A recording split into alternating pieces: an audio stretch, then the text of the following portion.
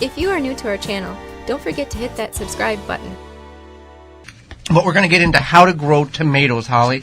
And there's a number of ways. Tomatoes are one of the most popular plants or vegetables people grow in their garden.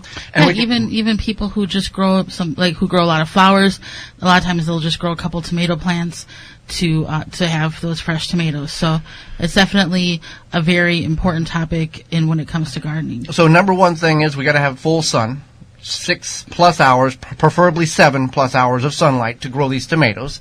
You need to know what you're going to grow the tomatoes for, what your end result intentional use for these are. Right. So if you're going to use them for slicing, for canning, for snacks, what are you doing with those tomatoes? So then you want to figure out where you're going to plant these tomatoes. And I understand the full sun. We covered that.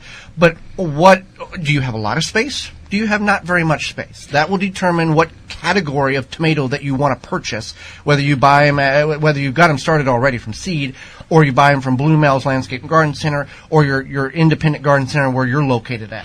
Right. Yeah, exactly. You want to determine where you're going to put them. Do you have, like Joey said, do you have a lot of space or not?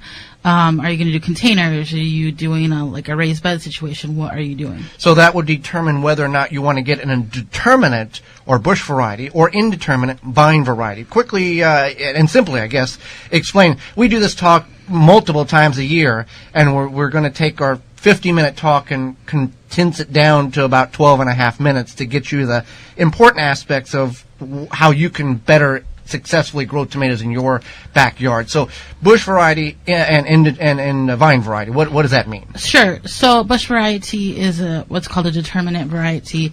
Basically, it's going to grow, it's going to put on a fruiting of tomatoes for a couple weeks at most, and then it won't be putting on any more tomatoes.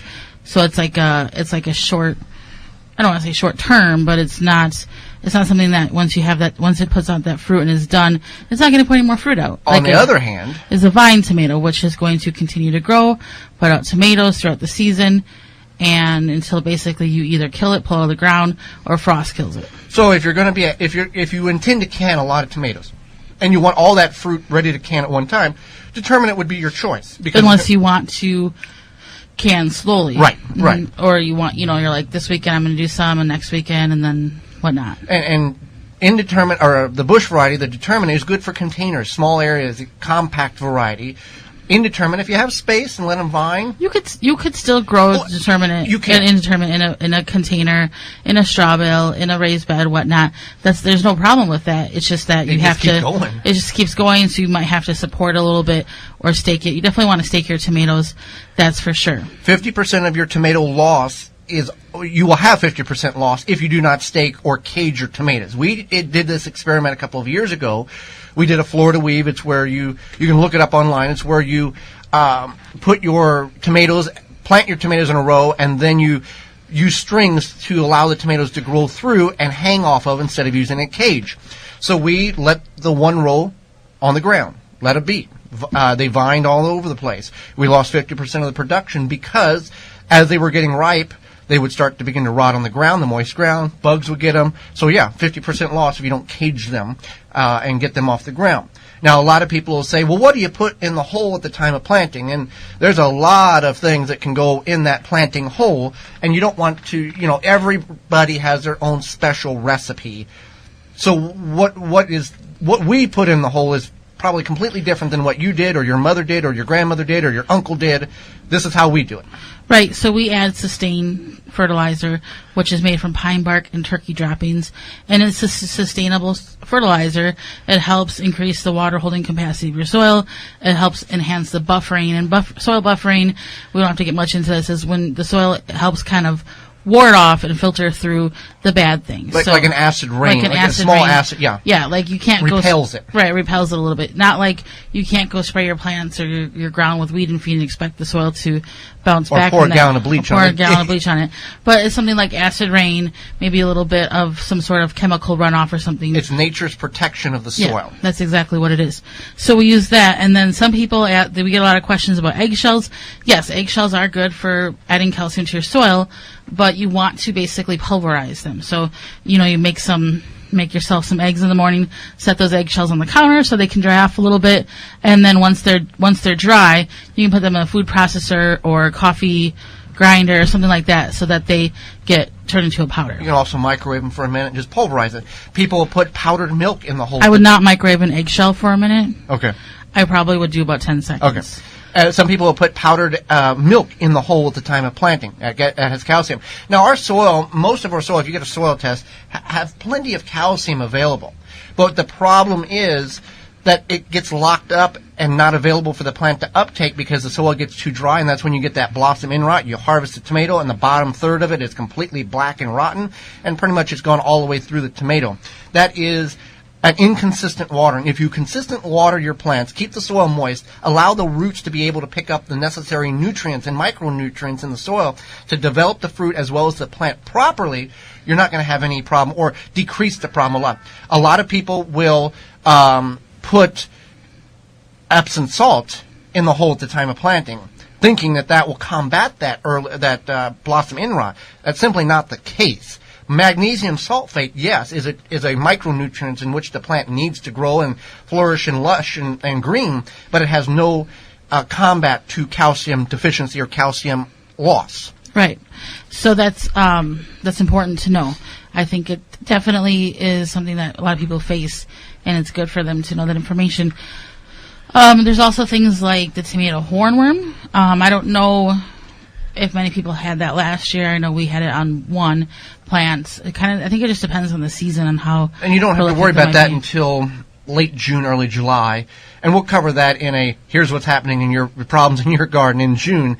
And we'll go over all the little things. But yeah, tomato hornworm, early blight, that thing. But so we've got our tomato. We determined what variety we want. Yeah. We're reaching, we're reaching mid-May. So now people are thinking about Memorial Day weekend, planting.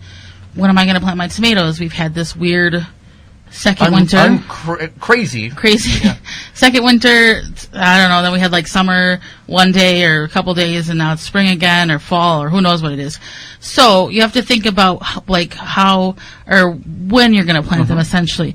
So you want your root zone where you're going to plant those tomatoes to be at about 50 degrees at night, 50 to 55. 55 optimal. 55 is optimal. Consistently. So, like, if we're looking at the forecast this week, it's supposed to be 70s for the high, but that doesn't mean that the nighttime temperature is going to be consistently so the soil stays at 55 degrees.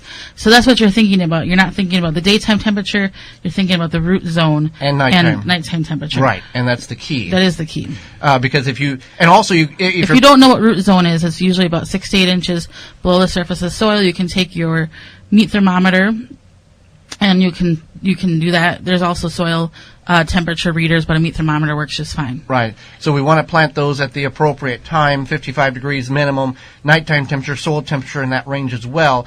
We also, if we're buying our starts from Blue Mel's or your independent garden center, you can just plant them right away. If you got them inside, you got to harden them off, and that is a transition from acclimating them from indoors to outdoors, and you can find that we've covered that on the program before. But essentially, you gradually take them out for a little bit each day and bring them farther out into sunlight. You start in shade and work your way out because the plants can't acclimate. You just can't put them out in the sun, and the temperature change, they will die within a couple of hours. So keep that in mind as well.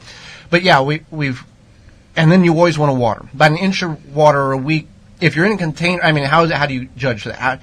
You just want to water on a regular basis. Right, you want to be consistent. So you would just say, okay, on Monday, Wednesday, Friday, I'm going to make sure I'm watering, or if it rained that day, I'm just consciously thinking about what the soil moisture level is. Because you have to take care of these. These are just like children. If you don't maintain your garden or take care of the plants, you're not going to have the reward at the end of the season or in the middle of summer of harvesting and having homegrown produce. That's the thing. So yeah, we want a consistent water. We want to check and be vigilant on the problems that may persist with the plant. Keep that in mind. But yeah, cage them. Put fertilizer. And if you're going to put like an all-balanced fertilizer in the hole at the time of planting, really no more than a 10-10, because there's more fertilizer there than the plant is going to be able to pick up. over the growing season. Right. So you want something like a 5-5-5, something within that range. 5 to 10. 4-6-4, 7-5-7. It doesn't have to be exactly 5-5-5 or 10-10-10, but something within that range. And mulch. We heavily encourage mulch around these plants, whether it's leaves, shredded leaves, dry leaves, chemical-free, dry grass clippings, straw will work. Whatever you can get to prevent, to cover the soil, because in nature, all soil is covered. Mm-hmm. Forests, prairies, Right. agricultural fields, everything's covered to prevent and help keep alive the microbial life in the soil web under the ground. So it'll also prevent water evaporation quicker. It'll slow that down, as well as and it helps weed kind of smother out weeds too. So you definitely want to think about mulching your plants, all of your plants, but tomatoes is nice too because it does help kind of hold that in. So that's just a little snippet of how we grow and how we would advise you to grow your tomatoes. You can certainly email us at twvgshow@gmail.com with additional growing questions. Thank you for checking out the Wisconsin Vegetable Gardener radio show. For more, go to the wisconsinvegetablegardener.com for full-length in-studio video and podcast replay of Season 1. Season 2 underway and added weekly. Tweet us at TWVG Show or hashtag TWVG to be part of the program.